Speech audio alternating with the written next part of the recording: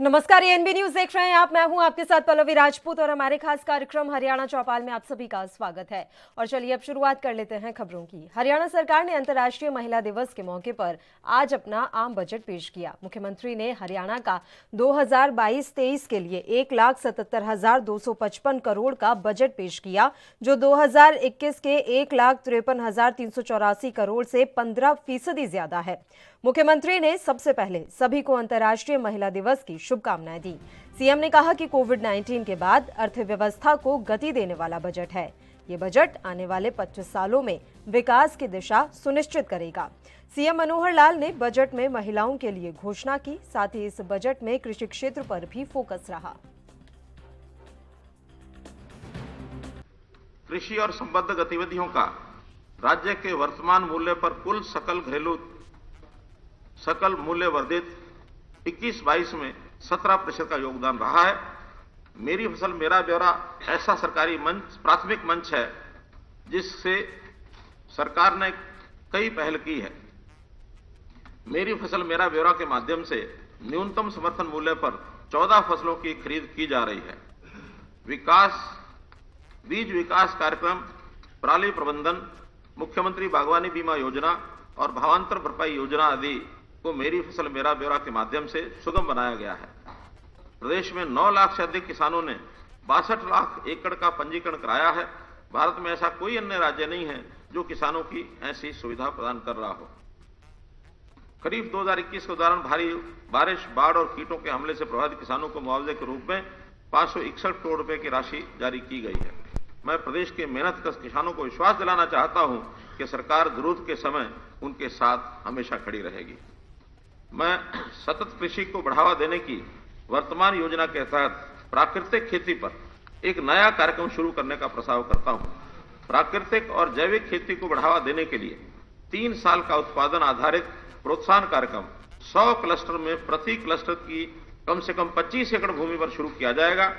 इस कार्यक्रम के तहत प्रमाणन, ब्रांडिंग और पैकेजिंग और पहले 3 वर्षों में उत्पादन की हानि पर मुआवजे के लिए वित्तीय प्रोत्साहन दिया जाएगा। पशुपालन और डेयरी क्षेत्रों में स्वरोजगार के अवसर सृजित करने के लिए सरकार वर्ष 22-23 में 1 लाख अंत्योदय परिवारों को डेयरी की पशुधन इकाइयों, भेड़ बकरी, सुअर पालन और बैकयार्ड पोल्ट्री की स्थापना के लिए वित्तीय सहायता प्रदान की जाएगी। उच्च गुणवत्ता के पशुपालन को प्रोत्साहन करने के लिए सरकार द्वारा किसानों को साहिवाल, हरियाणा और बेली नस्ल की गायों की औसत दैनिक दुग्ध क्षमता के आधार पर प्रोत्साहन राशि प्रदान की जाती है।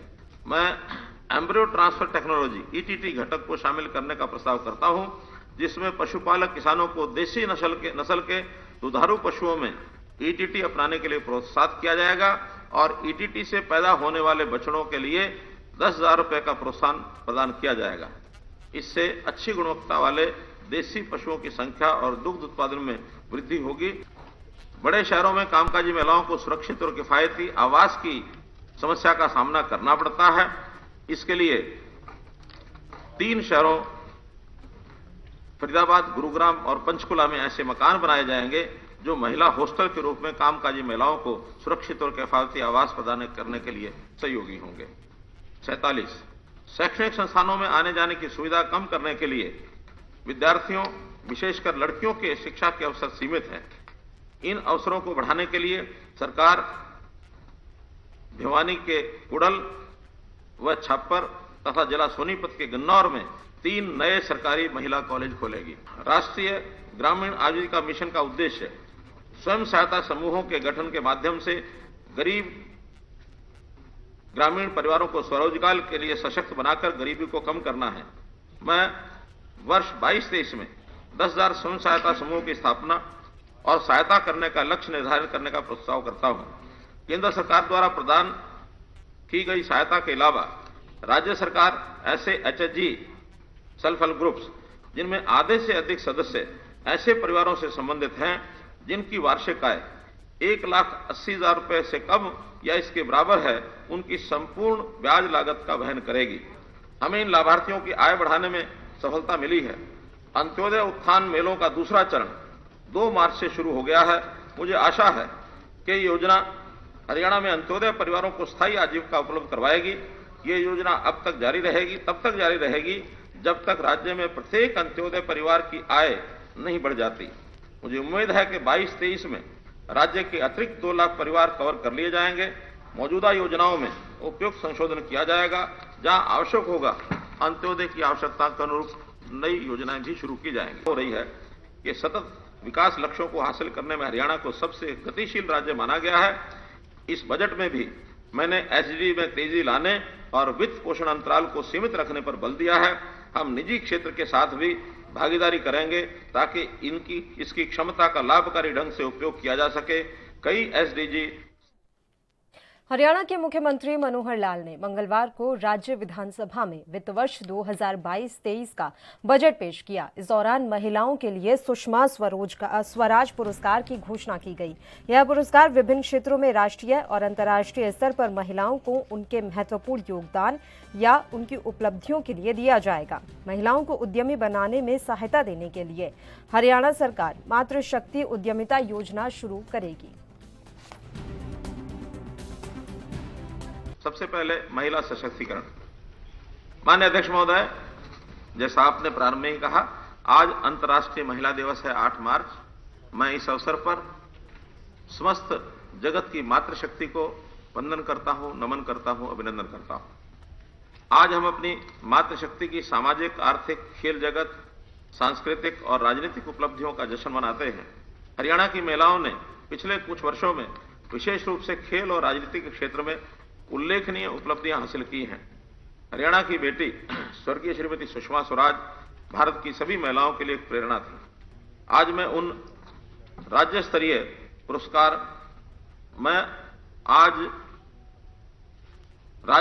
पुरस्कार सुषमा स्वराज पुरस्कार की घोषणा करता हूं। यह पुरस्कार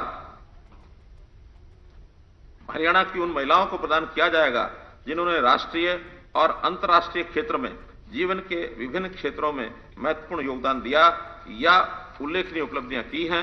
सुषमा स्वराज पुरस्कार में एक प्रशस्ति पत्र व 5 लाख रुपए की पुरस्कार राशि दी जाएगी। महिला उद्यमियों को सहायता प्रदान करने के लिए एक नई योजना हरियाणा मातृशक्ति उद्यमिता योजना की घोषणा करते हुए मुझे बड़ी खुशी हो रही है। उन परिवारों की महिलाएं जिनकी वार्षिक आय परिवार पहचान पत्र में सत्यापित डेटा के आधार पर 5 लाख रुपए से कम है और जो किसी भी उद्यम, व्यापार और व्यवसाय में उद्यमी बनना चाहती हैं, उन्हें वित्तीय संस्थानों द्वारा 3 लाख रुपए तक के आसान ऋण प्रदान किए जाएंगे।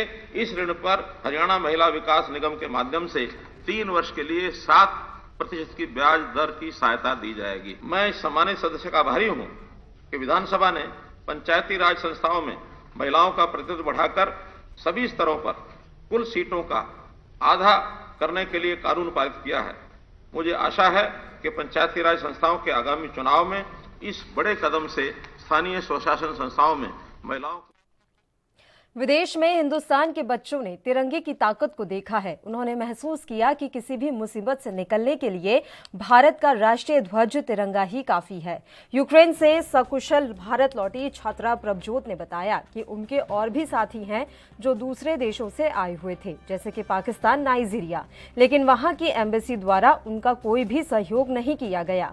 ऐसे में जिन बसों में भारतीय छात्र थे, उन बसों पर भारत का राष्ट्रीय ध्वज तिरंगा लगा होने के कारण न तो यूक्रेन की ओर से और ना ही रशिया की आर्मी ने कहीं पर भी बसों को रोका, बल्कि उनका पूरा सहयोग किया। उन्होंने कहा कि उन्हें अपने देश पर खुद गर्व है कि वे एक हिंदुस्तानी हैं।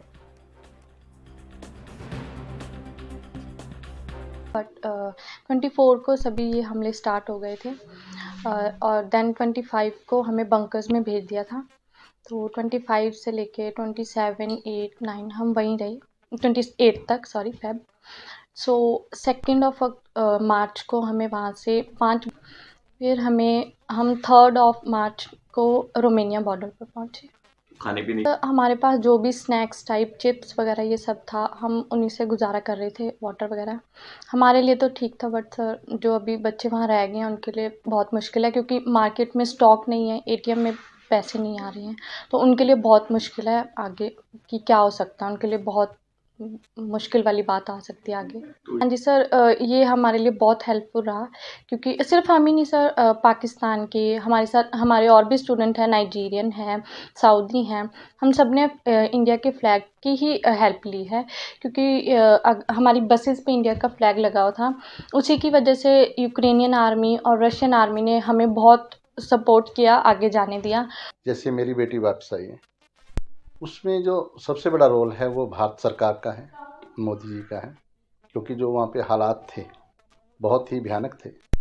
उस दौरान देखा गया कि किस प्रकार भारतीय एम्बेसी ने बच्चों का साथ दिया, हौसला बढ़ाया, किस प्रकार हमारे देश का जो झंडा था उसको लगा के ना केवल भारतीय लोग बल्कि बेटी ने मुझे जैसा बताया कि वहाँ से जो उसके साथ अलग अलग देशों के, सऊदी साइड के, साउथ साइड के, जो जिनको हम पाकिस्तानी तो थे ही सारे, बहुत सारे ऐसे देश थे जिनको बहुत वहाँ प्रॉब्लम थी उन बच्चों को, तो सभी के सभी भारतीय झंडे के कारण वहाँ से निकलने में कामयाब रहे। और इसका श्रेय पूरे सरकार को भी जाता है और हमारे देश की जो गर्व होना चाहिए हमें हमारे ऐसे देश पे जिसको पूरी दुनिया में नाम से जाना जाता है कि अगर भारतीय हैं तो आपको रिस्पेक्ट मिलेगी। तो मैं एक संदेश देना चाहूँगा पूरे देश के लोगों को कि अपने देश की जो शक्ति बोध है, जिससे देश का मान सम्मान बढ़ता है, वो हमेशा बढ़ाना चाहिए। यूक्रेन और रूस के बीच 13वें दिन भी भीषण जंग जारी है और दोनों देशों की सेनाएं एक दूसरे को ज्यादा से ज्यादा नुकसान पहुंचाने में जुटी हुई हैं। इस बीच यूक्रेन में पढ़ाई कर रहे हजारों भारतीय छात्रों को सुरक्षित नई दिल्ली लाया जा चुका है। हालांकि अभी भी सैकड़ों छात्र वहीं फंसे हैं और केंद्र सरकार जल्द से जल्द उनकी सुरक्षित वापसी कराने में जुटी हुई है। इन सबके बीच यूक्रेन में फंसा एक भारतीय छात्र साहिल चर्चा में है। बताया गया है कि कीव में मेडिकल की पढ़ाई कर रहे साहिल ने खुद से पहले अपने पालतू डॉगी को सुरक्षित घर भेज दिया। संदीप ने बताया कि साहिल ने अपने दोस्त के साथ इसे भेजा है। उसने कहा, मैं आऊंगा तो इसे साथ लेकर ही आऊंगा, वरना नहीं आऊंगा। साहिल के बिना ये डॉगी काफी मायूस है।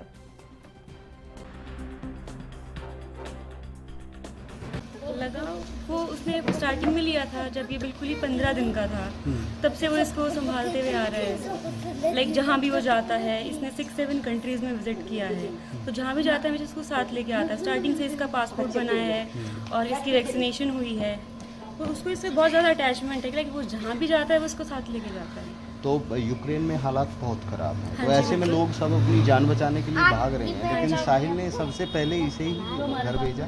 हाँ जी, उसने बोल दिया था कि अगर ये नहीं आएगा तो मैं भी नहीं आऊँगा। लाइक अगर उसने बोला था कि अगर नहीं आगे हुआ इसका फ्लाइट में तो वो रोमानिया में स्टे कर लेगा। लाइक एनी हाउ कुछ भी होगा तो वो रोमानिया में स्टे करेगा अगर ये नहीं आएगा तो फिलहाल इसकी किस तरीके के हालात है साहिल के लिए? अभी ये इसको बहुत मिस कर रहा है। ये ढंग से खाना भी नहीं खा रहा है। इवन मामा जी शील आके इनको खाना खिलाते हैं तो इनका नहीं हो पा रहा है। इसका बहुत ज़्यादा मिस कर रहा है। आज तो बहुत सुबह ये रो रहा था। बुलेटिन में खबरों का सिलसिला लगातार जारी रहेगा। यहाँ रुकते हैं एक छोटे से ब्रेक के लिए। आप बने रहिए हमारे साथ।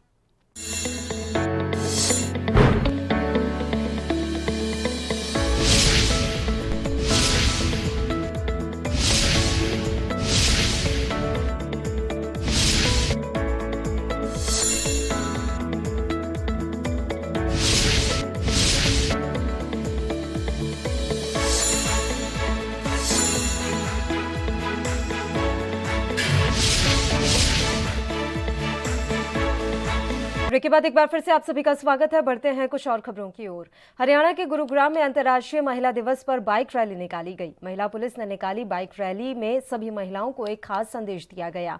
महिलाओं द्वारा बाइक रैली जो निकाली गई है वो विभिन्न स्थानों पर गई और वहां जाकर महिलाओं के प्रति जागरूकता लाने की कोशिश की गई। महिला दिवस पर बाइक रैली का मकसद महिलाओं को उनके अधिकार और सम्मान के प्रति जागृत करना है। शहर के लोगों ने भी इस बाइक रैली का सम्मान किया। ये हमने एक रैली निकाली थी अंडर द स्लोगन जागरूक नारी शक्ति हमारी। ये पिछले साल निकाली थी डीजीपी पीके अग्रवाल साहब के नेतृत्व में। तो उसी से हम प्रेरित होकर इस बार हमने सोचा गुड़गांव में हम वही रैली निकालेंगे, लेकिन इस बार महिलाओं को मोटरसाइकिल रैली निकालने को देंगे। तो उसी सिलसिले में आज हमने ये रैली की है कि जागरूक रहो अपने राइट्स के प्रति, अपने लीगल राइट्स के प्रति और अपने सिक्योरिटी के प्रति, हाउ टू प्रोटेक्ट योरसेल्फ। वहीं बात रादौर की कर लेते हैं तो यहां अंत्योदय परिवार उत्थान योजना के तहत एक ऋण मेले का आयोजन किया गया। मेले में मुख्य अतिथि के तौर पर एडीसी रणजीत कौर और इनके अलावा नपा सचिव राकेश वालिया ने निरीक्षण किया। इस दौरान एसडीएम रादौर डॉक्टर दिलबाग सिंह भी मौजूद रहे। अंत्योदय परिवार उत्थान योजना के तहत लगे 1 दिवसीय मेले में विभिन्न विभागों की ओर से स्टॉल लगाए गए। इन स्टॉल पर ब्लॉक में 1 लाख वार्षिक से कमाए वाले परिवारों को विभिन्न विभागों की ओर से अपने रोजगार स्थापित करने के लिए ऋण देने के लिए फॉर्म भरे गए। मेले में स्वास्थ्य विभाग की ओर से लगाए गए स्टॉल में टीकाकरण अभियान भी चलाया गया।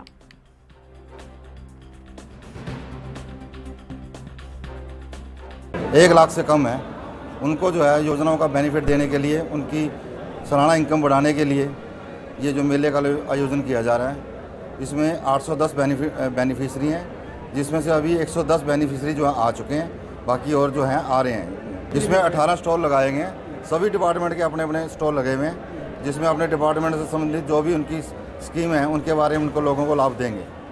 सभी डिपार्टमेंट अपने अपने लोन देंगे इसमें, जो जिसकी भी इच्छा है। अगर पशुपालन से है किसी का तो उसके लिए, रोजगार के संबंधित है उसके लिए संबंधित सभी डिपार्टमेंट अपने जो है कार्रवाई करेंगे इसमें। द्वितीय चरण है, पहले भी एक फेस लगाया जा चुका है, दूसरा चरण जो है आज किया जा रहा है। किस प्रकार का सर उत्साह है यहाँ पे? लोगों में काफ़ी उत्साह है और लोगों को जो है कहीं परेशानी भी नहीं होनी पड़ेगी। साइबर सिटी गुरुग्राम में नमाज विवाद थमने का नाम नहीं ले रहा था कि इस बीच लग रहा था कि शायद अब धार्मिक आधार पर किसी तरह की कोई गड़बड़ यहां देखने को ना मिले, लेकिन बीती रात ही ये बात गलत साबित हो गई। दरअसल बीती रात सेक्टर 40 के थाना अंतर्गत आने वाले होटल रमाडा के इलाके में 2 मुस्लिम युवकों के साथ गाली गलौच और मारपीट का मामला सामने आया है। दोनों मुस्लिम युवकों का आरोप है कि उनकी कोई गलती नहीं थी, उन्हें केवल इसलिए पीटा गया क्योंकि वो मुस्लिम हैं। ऑर्डर जैसा था तो मैंने जल्दी में फिर किसी तरीके से अपने मुंह को साफ किया और फिर वहाँ से मुझे जान बचा करके इस तरीके से भागना पड़ा। नहीं, क्या आपने पहले उनको कुछ कहा था? मैंने कुछ भी नहीं कहा, एक शब्द भी उसको मैंने नहीं कहा। उसने जो कुछ भी किया मेरे साथ में। किसी भी देश और प्रदेश का विकास जनता के टैक्स पर निर्भर करता है। ज्यादातर लोग ईमानदारी से अपने टैक्स का भुगतान करते हैं। बावजूद इसके कुछ भ्रष्ट कर्मचारी और अधिकारी चंद पैसों के लालच में भ्रष्टाचार को बढ़ावा देते हैं। ऐसा ही एक मामला रेवाड़ी से सामने आया है। घोटाले का ये मामला तब उजागर हुआ जब सरकार की ओर से निःशुल्क प्रॉपर्टी आईडी सेवा प्रदान करने वाली एक कंपनी के अनुबंधित कर्मचारी ने एक शख्स से फोन पर हाउस टैक्स कम करवाने के नाम पर 2,500 रुपए की मांग की और 1,500 रुपए एडवांस भी ले लिए। फोन रिकॉर्डिंग और पीड़ित की शिकायत पर कंपनी प्रबंधन ने उक्त कर्मचारी के खिलाफ न केवल पुलिस में धोखाधड़ी का मामला दर्ज करवाया है, बल्कि उसे कंपनी से भी निष्कासित कर दिया गया है।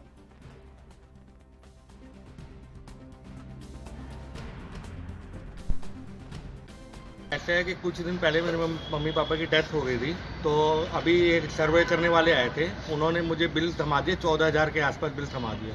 तो मैंने उनसे कहा सर मेरे तरफ प्रॉपर्टी टैक्स बनता नहीं है, अब जो भी है टैक्स कम है।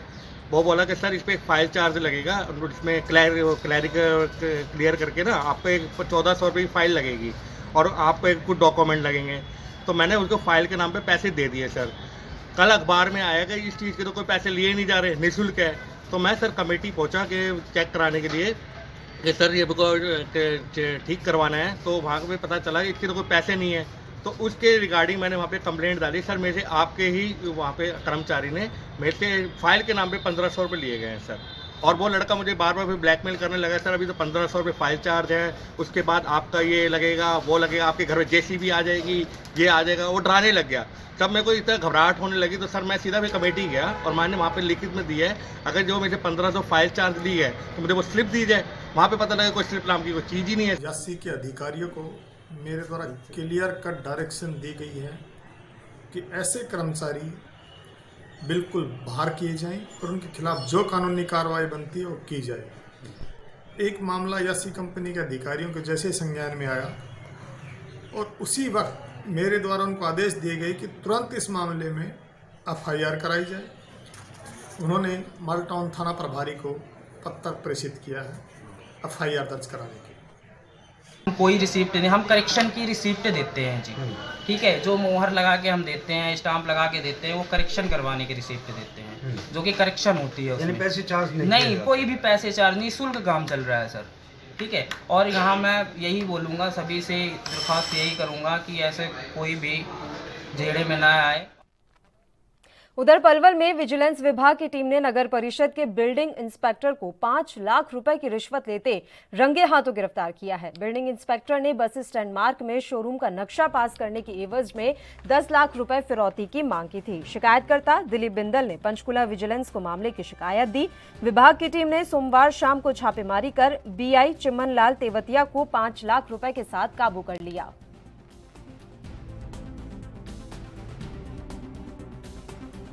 पलवल बस स्टैंड पे कॉर्नर से लेके और ब्राह्मण सभा तक सारी शामलात पट्टी है, खेल पट्टी। सामने ठुला जसराम है, नई नई दुकानें बनी हैं लोगों की।